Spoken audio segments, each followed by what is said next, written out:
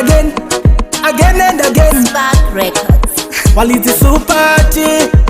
what the property, your spot, your DJ Next Massive, your Bobby B, Chimalo, why I say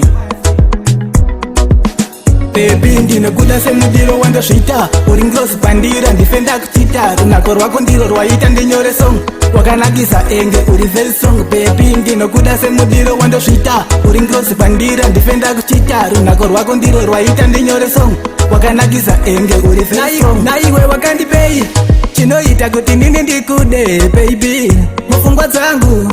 hakuna mumwe wandichafunga kunze kwako ndiwe unondibata bo kana sipo baby handifile bo ndiwe unondibata bo kana sipo baby handifile bo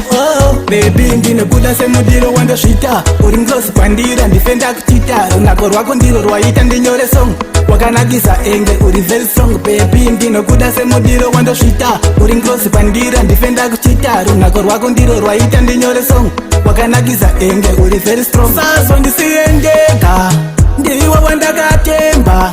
ndiwe uri pakati pewangu moyo ndiwe chido chemoyo chinouya chondiwana ndinewe handikusiyewe gamudiwa cherosvikaoma ndinewe handikusiyewe gamudiwa bebi ndinokuda semudiro wandosvita uri nglosi pandira ndifenda kuchita runako rwako ndiro rwaita ndinyore song wakanakisa enge uri very strong baby ndinokuda semudiro wandosvita uri nglosi pandira ndifenda kuchita runako rwako ndiro rwaita ndinyore song wakanakisa enge uri very strong naiwe wakandipei chinoita kuti nini ndikude baby mupfungwa dzangu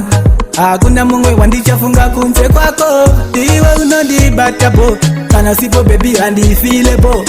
ndiwe unondibata bo kana sipo baby handifile bo